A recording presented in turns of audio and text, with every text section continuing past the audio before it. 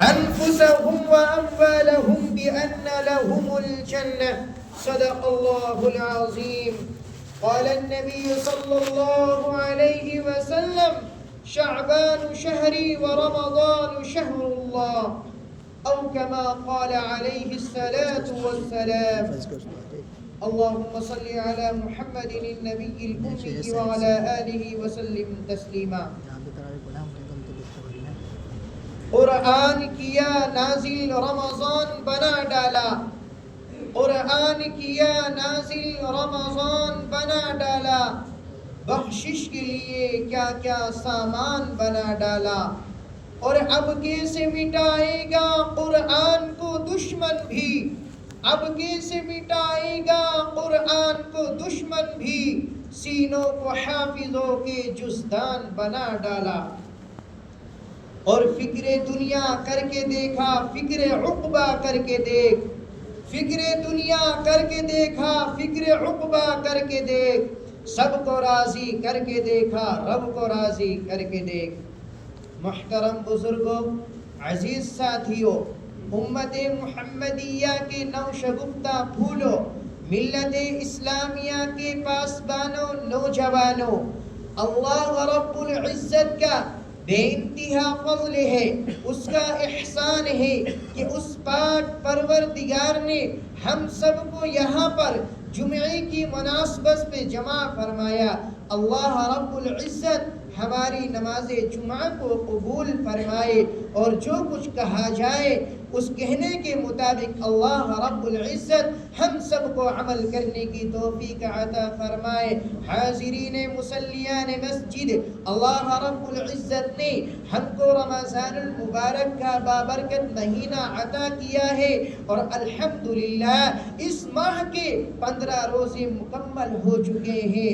اللہ رب العزت نے اس مہینے کی بہت بڑی فضیلت بتلائی ہے. یہ مہینہ بہت برکتوں والا ہے، یہ مہینہ بڑی عظمتوں والا ہے. اس مہینے کے بارے میں آقا نامدار، ہم سب کے محبوب احمد مجتبی محمد مصطفیٰ جناب رسول اللہ صلی اللہ علیہ وسلم نے ارشاد گرامی فرمایا ہے. آپ علیہ السلام نے ارشاد فرمایا: شعبان شہری ورمضان شہر اللہ. آپ علیہ السلام نے ارشاد فرمایا کہ شعبان میرا مہینہ ہے اور رمضان اللہ کا مہینہ ہے. یعنی کہ آپ علیہ السلام کے فرمان مبارک کا مطلب یہ ہے کہ رمضان المبارک اللہ کا مہینہ اس لیے ہے کہ اس میں اللہ رب العزت نے قرآن کریم کو نازل کیا ہے. اس میں اللہ رب العزت نے اپنے پاکیزہ کلام، اپنے مقدس کلام، اپنے بابرکت کلام، جس کی وجہ سے آج یہ کائنات موجود ہے، جس کی وجہ سے آج ہم رشد و ہدایت کے اندر، میرے محترم بزرگوں دوستو، جس کی وجہ سے آج ہم رشد و ہدایت پا رہے ہیں، جس کی وجہ سے یہ عالم موجود ہے، اسی کلام بلاغت کو اللہ رب العزت نے رمضان المبارک کے اندر نازل کیا ہے. آپ علیہ السلام نے اس لیے ہی تو فرمایا ہے شعبان شہری، یعنی کہ شعبان میرا مہینہ ہے. آپ علیہ السلام کے بارے میں آتا ہے کہ جب رجب کا چاند نظر آتا تھا، آپ علیہ السلام رمضان المبارک کی تیاریاں کرنی شروع کر دیتے تھے. مطلب کیا ہے؟ آپ علیہ السلام اپنی عبادت کے اندر اضافہ کرنا شروع کر دیتے تھے. آپ علیہ السلام رجب کے مہینے سے ہی مسلسل روزے رکھنا شروع کر دیتے تھے، اور یہ روزے آپ علیہ السلام رجب کے مہینے میں بھی رکھتے تھے، شعبان کے مہینے میں بھی رکھتے تھے، اور آپ علیہ السلام اس طرح رمضان المبارک کی تیاریاں کیا کرتے تھے. میرے محترم بزرگوں اور عزیز ساتھیوں، رمضان المبارک کا مہینہ کوئی معمولی مہینہ نہیں ہے. رمضان المبارک کا مہینہ یوں ہی وقت گزارنے کا مہینہ نہیں ہے، بلکہ رمضان المبارک کی بہت بڑی فضیلت ہے. آپ علیہ السلام نے اس کو تمام مہینوں کا سردار بتایا ہے. یعنی کہ جیسے کہ ہر چیز کا سردار ہوا کرتا ہے، جیسے کہ یہ جمعہ ہے، اللہ رب العزت نے اور آپ علیہ السلام نے اس کو سید الایام یعنی کہ تمام دنوں کا سردار جمعے کو قرار دیا ہے. ایسے ہی میرے محترم بزرگوں دوستوں اللہ رب العزت نے رمضان المبارک کے مہینے کو تمام مہینوں کا سردار کہا ہے. تو میرے محترم بزرگوں دوستوں بڑا ہی عظمت والا بڑا ہی بابرکت مہینہ چل رہا ہے، مگر اس کے باوجود بھی ہم لاپرواہی برتتے ہیں، اس کے باوجود بھی ہم غفلت برتتے ہیں. میرے محترم بزرگوں دوستو رمضان المبارک کا مہینہ چل رہا ہے.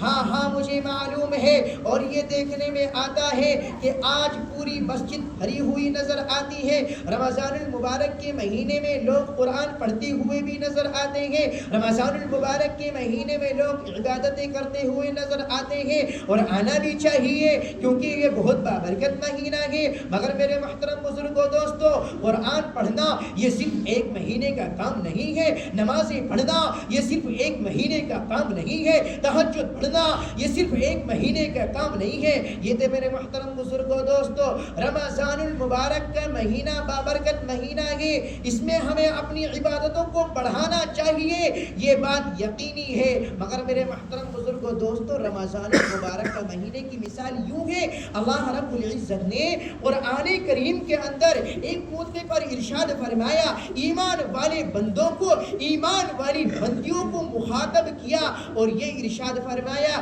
یا ایھا الذین آمنوا کتب علیکم الصیام کما کتب علی الذین من قبلکم لعلکم تتقون. اے میرے ایمان والے بندو، اے میرے ایمان والی بندیوں، اگر تم یہ معلوم کرنا چاہتے ہو، اگر تمہارے دل کے اندر کوئی شک ہے، اگر تمہارے دل کے اندر کوئی ڈاؤٹ ہے، اگر یہ تم سوچ رہے ہو کہ اللہ رب العزت ہمیں کیوں بھوکا رکھنا چاہتا ہے، اللہ رب العزت آخر ہمیں کیوں پیاسا رکھنا چاہتا ہے، اللہ رب العزت جو کام ہم غیر رمضان کے اندر کرتے ہیں اس کام سے اللہ رب العزت ہمیں کیوں منع کر رہا ہے، آخر اللہ رب العزت کی منشا کیا ہے، آخر اللہ رب العزت کی مراد کیا ہے. اللہ رب العزت نے اپنے کلام بلاغت کے اندر یہ بات بھی بتلا دی کہ ہم تمہیں بھوکا رکھنا کیوں چاہتے ہیں، ہم تمہیں پیاسا رکھنا کیوں چاہتے ہیں، آخر ہماری مراد کیا ہے. اللہ رب العزت نے قرآن پاک کے اندر ارشاد فرمایا، یا ایھا الذین آمنوا کتب علیکم الصیام، او میرے ایمان والے بندو، او میری ایمان والی بندیوں، ہم نے تمہارے اوپر روزوں کو فرض کیا جیسا کہ تم سے پہلے لوگوں پر بھی فرض کیا تھا. کیوں فرض کیا؟ یا ایھا الذین آمنوا کتب علیکم الصیام کما کتب علی الذین من قبلکم لعلکم تتقون، تاکہ تم پرہیزگار بن جاؤ، تاکہ تم میرے قرب حاصل کرنے والے بن جاؤ، تاکہ تم تقوی اختیار کرنے والے بن جاؤ. میرے محترم بزرگوں دوستو یہ رمضان المبارک کا مہینہ بہت ہی بابرکت مہینہ. آپ نے دیکھا ہوگا، آپ کو میں مثال دوں، اس ٹائم ٹیکنالوجی کا زمانہ ہے اور ہر کسی انسان کے پاس، ہر کسی شخص کے پاس موبائل موجود ہے. بغیر موبائل کے زندگی ادھوری نظر آتی ہے، بغیر موبائل کے زندگی سونی سونی نظر آتی ہے، بغیر موبائل کو انسان اپنے آپ کو بیکار سوچتا ہے. مگر میرے محترم بزرگوں دوستو کبھی آپ نے سوچا، کبھی آپ نے غور کیا، کبھی آپ نے اس بات کو سوچا کہ موبائل کی سب سے قیمتی چیز کیا ہے؟ موبائل کے اندر جو سب سے قیمتی چیز ہے وہ کیا ہے؟ میرے محترم بزرگوں دوستو موبائل کی سب سے قیمتی چیز اس کی بیٹری ہے. اگر موبائل کے اندر بیٹری چارج ہے تو ہم موبائل سے فائدہ اٹھا سکتے ہیں، موبائل پر ہم جو چاہتے ہیں وہ دیکھ سکتے ہیں، موبائل پر ہم جس سے چاہتے ہیں بات کر سکتے ہیں، موبائل سے ہم فائدہ اٹھا سکتے ہیں کیونکہ اس کی بیٹری چارج ہے. اگر میرے محترم بزرگوں دوستو ہمارے موبائل کی بیٹری اگر ڈاؤن ہے تو وہ موبائل ہمارے کسی کام کا نہیں ہے، وہ موبائل ایک ڈبے کی مانند ہے، اس موبائل سے ہم کسی طرح کا فائدہ نہیں اٹھا سکتے۔ میرے محترم بزرگوں دوستو، جیسے کہ چارجنگ ہونے کے بعد موبائل سے ہم فائدہ اٹھاتے ہیں، موبائل کی بیٹری ڈاؤن ہو جاتی ہے، ہم موبائل سے فائدہ نہیں اٹھا سکتے ہیں، ایسے ہی میرے محترم بزرگوں دوستو یہ رمضان المبارک کا مہینہ انسانوں کو چارج کرنے کا مہینہ ہے۔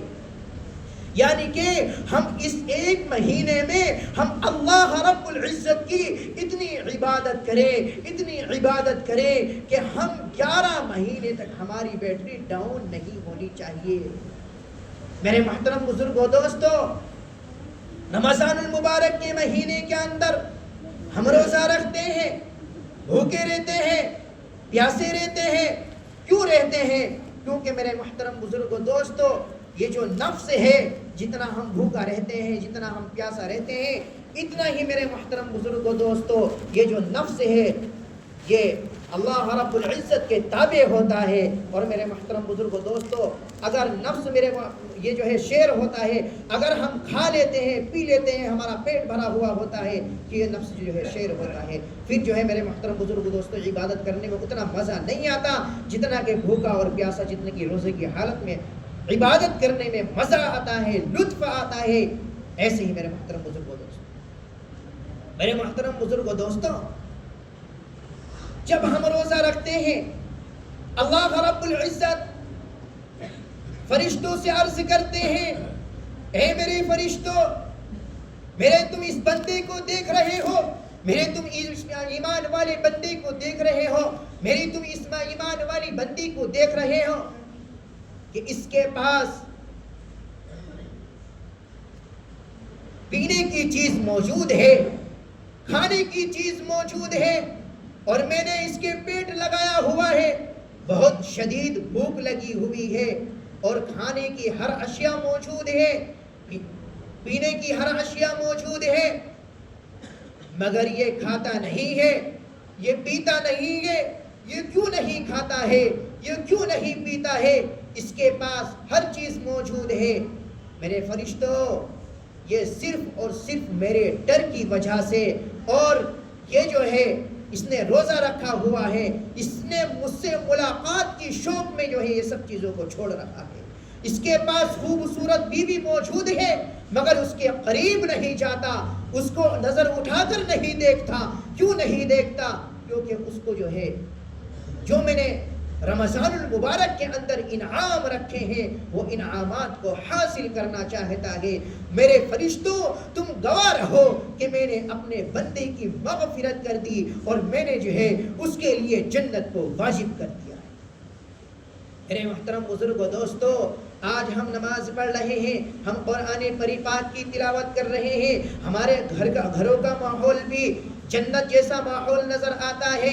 دعا کریں کہ اللہ رب العزت یہ ماحول جس طرح ہم رمضان المبارک کے مہینے کے اندر عبادتیں کر رہے ہیں، ایسے ہی میرے محترم بزرگوں دوستو اللہ رب العزت ہمیں 11 مہینے جو ہے رمضان المبارک کی جس طرح ہم کر رہے ہیں، ایسے ہی میرے محترم بزرگوں دوستو عبادت کرنے کی توفیق عطا فرمائے۔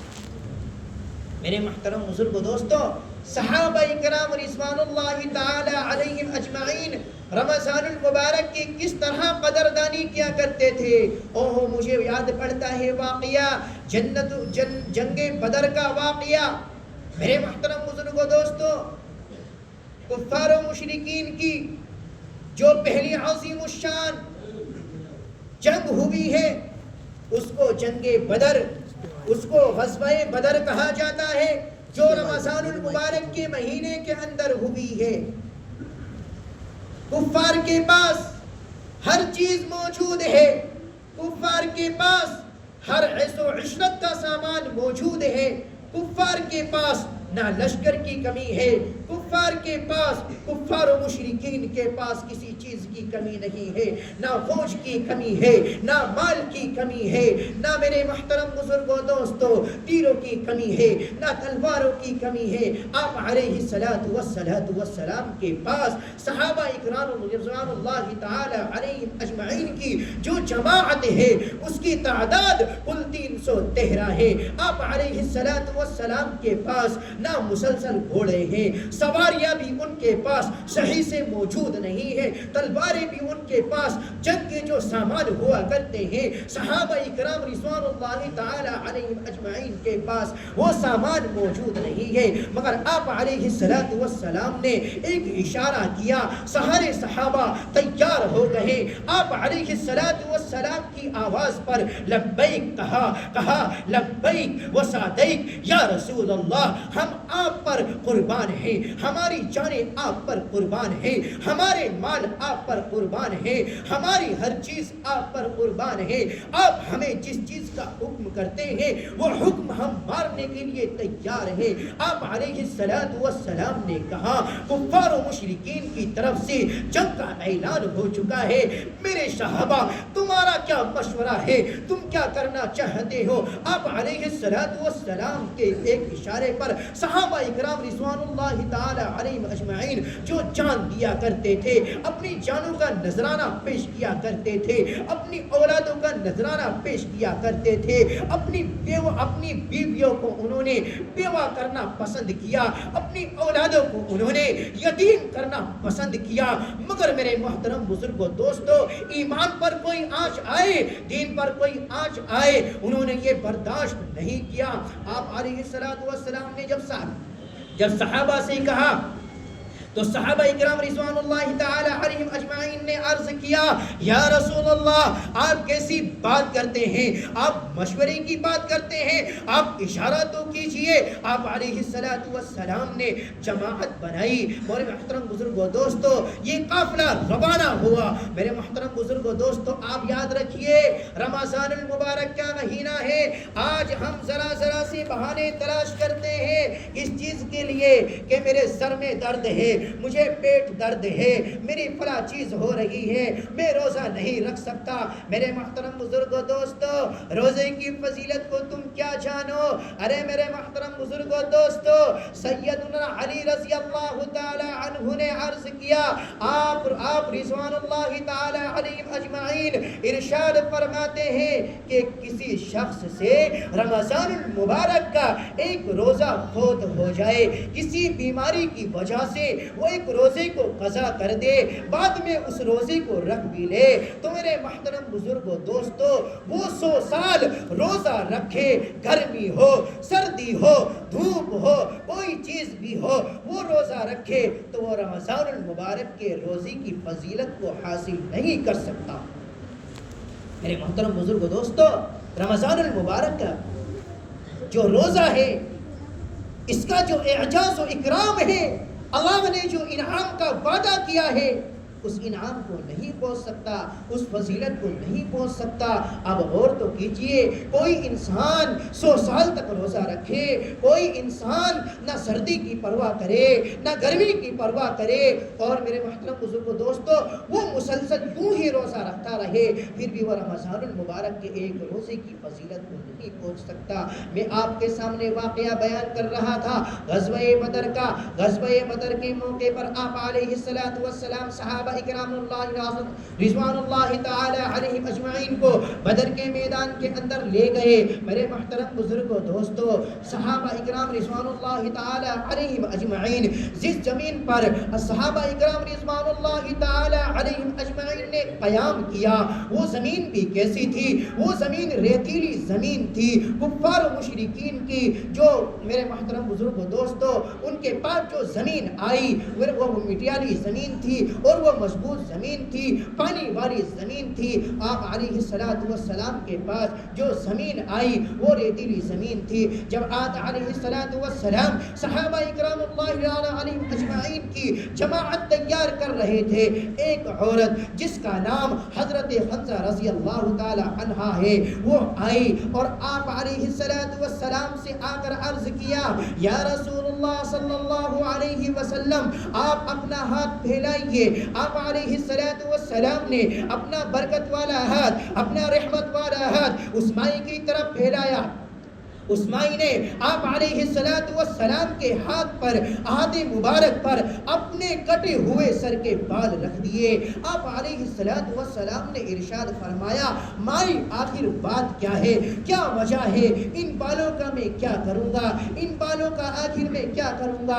اسماعیل نے جواب کیا یا رسول اللہ صلی اللہ علیہ وسلم میں آپ پر قربان، میرے ماں باپ آپ پر قربان، میرے پاس اولاد نہیں ہے، میرے پاس شوہر نہیں ہے، میں مسلسل یہ بات سوچتی رہی کہ جنگ کا اعلان ہو چکا ہے، آخر میں بھی اس میں حصہ لینا چاہتی ہوں، میں کیا کر سکتی ہوں؟ میں نے بہت سوچا، بہت جد و جہد کے بعد، بہت سوچنے کے بعد میں نے یہ سوچا کہ میں اپنے سر کے بالوں کے کاٹ دوں، اور کاٹ کے یہ بال جو ہے میں آپ علیہ السلام کی بارگاہ میں پیش کر دوں۔ آپ علیہ السلام نے کہا ہم نے تمہارے بال تو قبول کر لیے، آخر وجہ کیا ہے؟ تم اپنے بالوں کی قربانی کیوں دینا چاہتی ہو؟ اس بالوں سے ہم کیا فائدہ اٹھائیں گے؟ اسماعیل نے عرض کیا کہ کسی مجاہدین کی سواری کی نکیل بن جائے تو میرا بھی بیڑا پار ہو جائے اور میرا بھی جنگ کے اندر حصہ ہو جائے۔ میرے محترم بزرگ دوستو،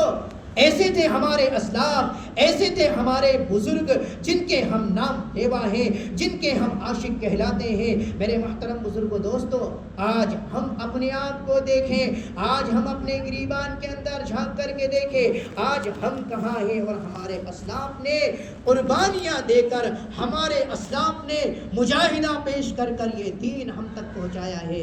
ہم اس دین کے ساتھ کیسا کھلواڑ کر رہے ہیں، ہم کیسا مذاق کر رہے ہیں۔ میرے محترم بزرگ و دوستو، آخر میں نے قرآن پاک کی ایک آیت پڑھی تھی، ان اللہ اشترى من المؤمنین انفسهم واموالهم بان لهم الجنہ، یعنی کہ صحابہ نے اپنے مالوں کی قربانی پیش کی، صحابہ نے اپنی جانوں کی قربانی پیش کی۔ کیوں پیش کی؟ کیونکہ ان کے سامنے ارشاد باری تعالیٰ تھا۔ اب اللہ رب العزت نے ارشاد فرمایا ہم نے انسان کا مال، ہم نے انسان کی جان جنت کے بدلے میں خرید لی ہے، نہ یہ جان ہماری ہے نہ یہ مال ہمارا ہے، دیا ہوا تو اللہ تعالیٰ کا ہی ہے، مگر میرے محترم بزرگ و دوستو یہ مال بھی ہمارا نہیں ہے، یہ جان بھی ہماری نہیں ہے، اللہ رب العزت نے ہم کو دی ہے اور پھر ریٹرن اس کو جنت کے بدلے میں خرید لیا ہے۔ میرے محترم بزرگ و دوستو، آپ عہد کریں، آپ وعدہ کریں کہ جب جب مال کی ضرورت پڑے گی ہم اللہ کے راستے میں پیش کریں گے، چاہے وہ مساجد کا تقاضا ہو،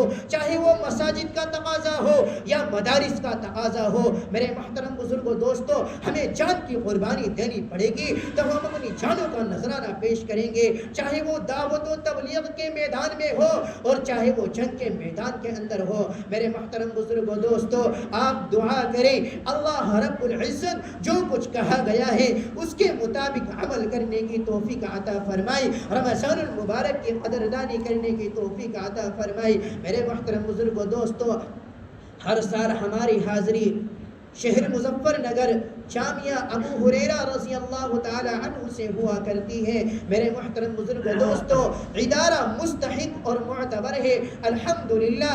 اس ادارے کے اندر امت محمدیہ کا سرمایہ یعنی کہ مہمانان رسول تعلیم حاصل کرتے ہیں، انہی مہمانان رسول کی مہمان نوازی کے لیے آپ کی خدمت میں حاضری ہوتی ہے، آپ کی دی ہوئی رقم انہی مہمانان رسول کی مہمان نوازی پر خرچ کی جاتی ہے۔ اس ادارے کے اندر الحمدللہ 10 طلبہ ہیں جو نابینا ہیں اور الحمدللہ تعلیم حاصل کر رہے ہیں۔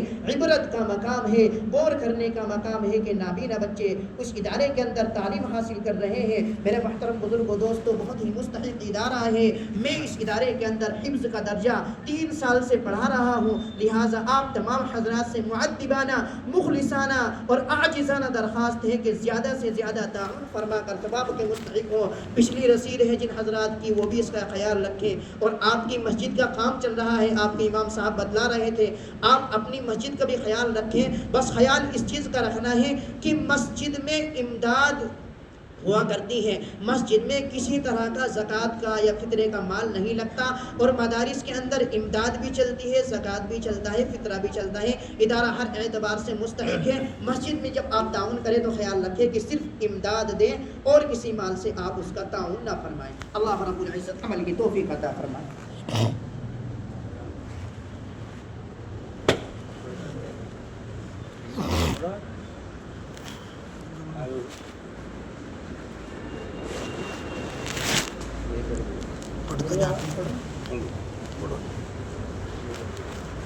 چلو بیٹھ